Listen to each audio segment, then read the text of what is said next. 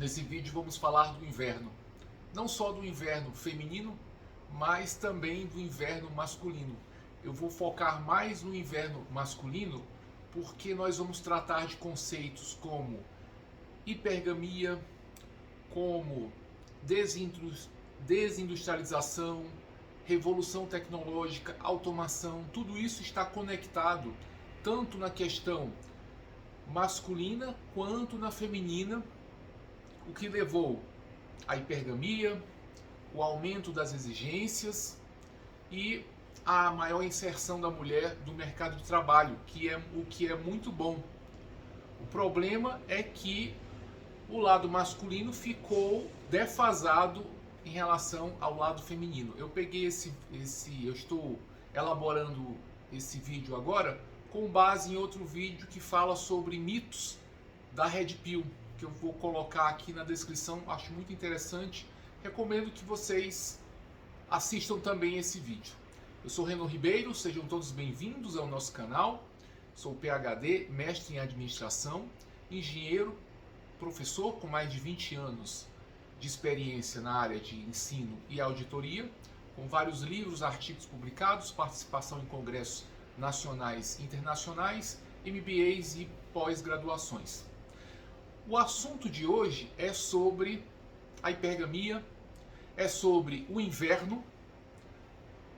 O inverno pode ser tanto feminino quanto masculino, mas nós vamos focar aqui no inverno masculino, porque no inverno feminino já foi muito falado, tem muitos vídeos a respeito disso, que é a partir dos 30, 35, 40, etc. Eu não queria repetir esses conceitos aqui no vídeo, eu queria falar sobre a hipergamia feminina, sobre o inverno masculino, causado não só pelo movimento do FEME, não sei se eu posso falar esse nome aqui no YouTube, mas tanto pela ideologia que venceu, quanto por vários fatores tecnológicos, industriais, econômicos. Primeiro eu vou falar sobre o fator econômico, que está ligado à tecnologia, à automação, à substituição da mão de obra humana pela mão de obra robotizada. Na década de 60, 70, o homem era empregado nas indústrias, nas fábricas. Como esse trabalho, embora manual e embora repetitivo, e tivesse baixa qualificação, ele era amplamente necessário para a produção industrial.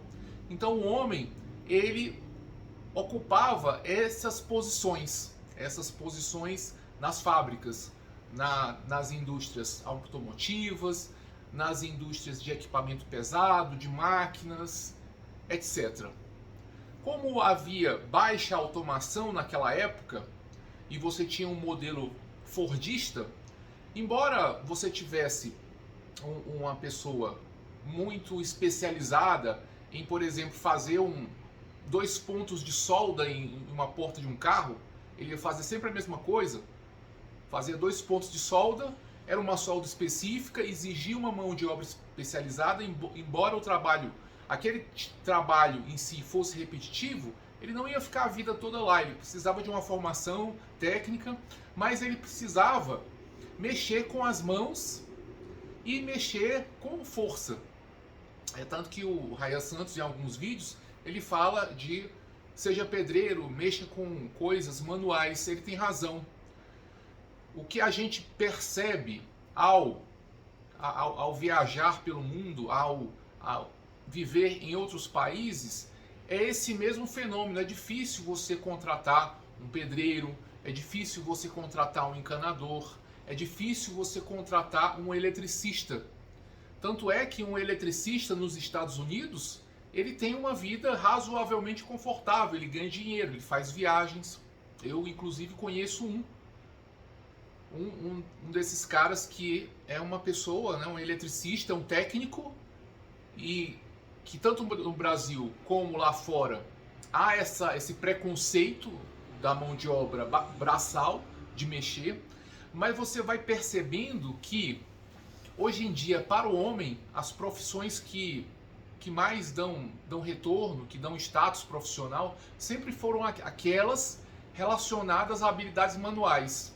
Exemplos, a indústria da década de 70, 60 e até 80, em que você tinha homens fazendo partes do automóvel com o trabalho que é braçal, especializado, fino também. Eu não estou dizendo que é um trabalho bruto, um trabalho fino, mas um trabalho que exige tanto especialização técnica como força, porque se uma porta cair, alguma coisa cair, alguém tem que segurar.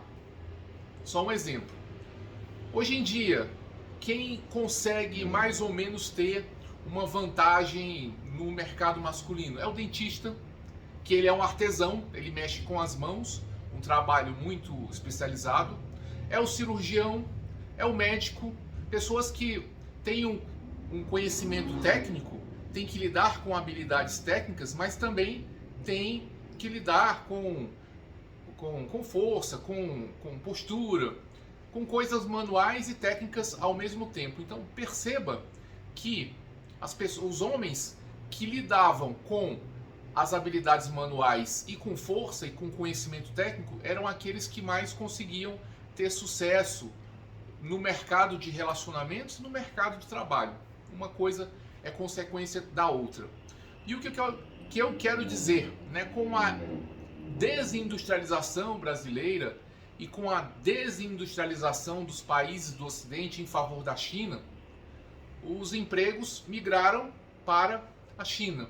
Não necessariamente no mesmo nível salarial dos empregos que existiam aqui nas Américas, América Latina, América do Norte.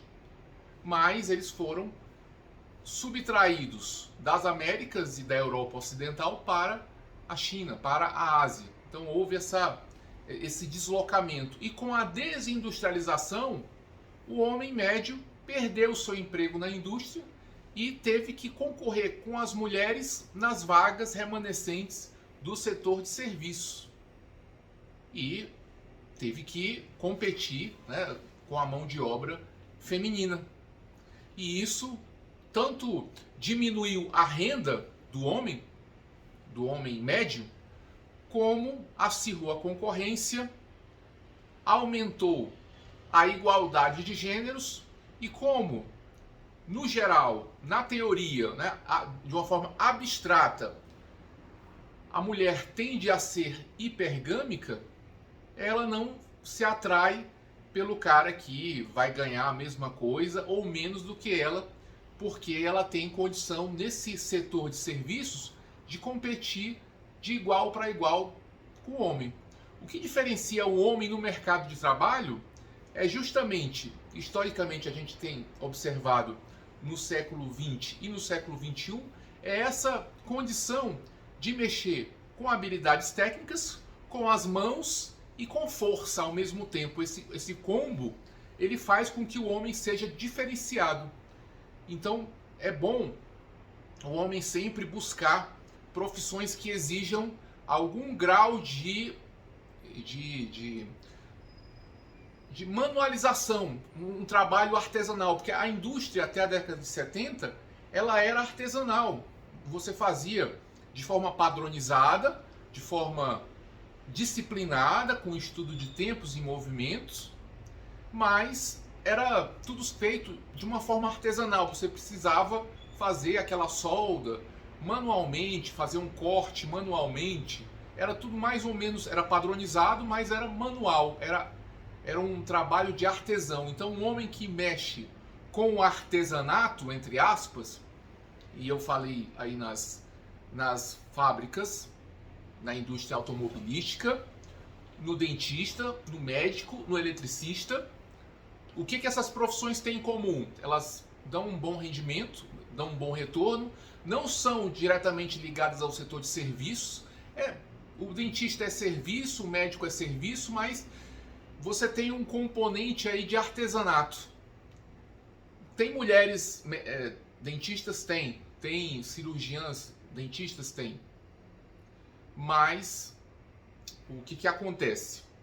O homem consegue se diferenciar nos mercados que são mais propícios para ele, que tem essa combinação de força, de conhecimento técnico e de artesanato. Então são essas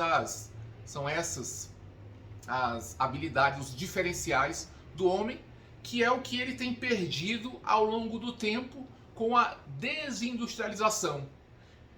Como o homem não acompanhou o nível educacional da mulher, ele também perdeu muito com relação à discrepância salarial.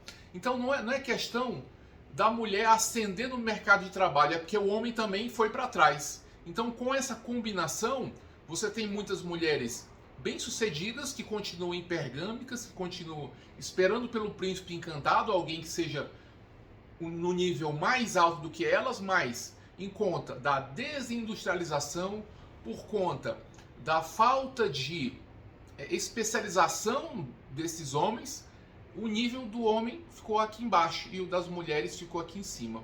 As que estão aqui embaixo, que ganham, que não trabalham, não têm um salário que é compatível com aquelas que ascenderam profissionalmente, elas vão olhar aquele modelo lá das que foram bem-sucedidas e vão dizer, ó, se elas querem, aquelas mulheres bem-sucedidas do Instagram, das redes sociais, querem um homem com 10 mil, com 20 mil de salário, eu também quero. Só que ela não tem aquele salário.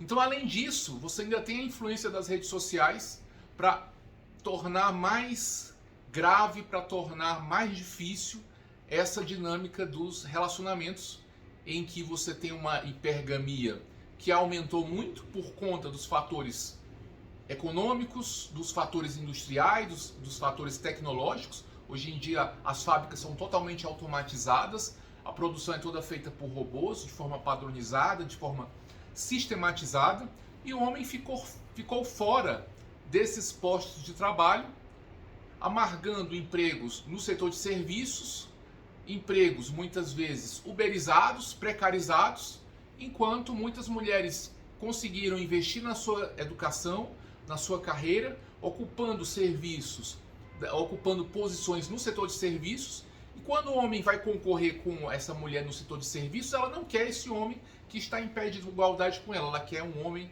que tenha um nível de financeiro superior, isso no geral, tá? Eu estou fazendo só um modelo teórico, um modelo, vamos dizer assim, muito simplório, que não se aplica a pessoas de forma concreta. Você precisa conhecer a pessoa, saber quem a pessoa é, conversar e com base no conhecimento dessa pessoa, você vê qual é o comportamento dessa pessoa, que pode ser diferente do que eu falei aqui. Eu estou só falando na teoria.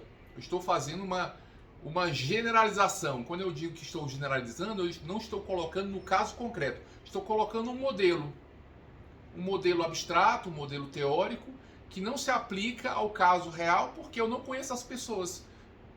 Então cada pessoa é diferente, cada pessoa pensa diferente, cada pessoa acredita de uma forma diferente. Tem mulheres que querem um cara não necessariamente mais destacado do que elas. Tem pessoas que querem uma companhia acima de tudo, então aceitam um cara que ganha menos. Ocorre de tudo, as pessoas são diferentes. Como é que eu vou dizer que um modelo que eu crio aqui, teoricamente, com base em autores ou não, como é que ele vai se aplicar a todo mundo? Então é incorreto afirmar isso, e não estou em nenhum momento afirmando isso.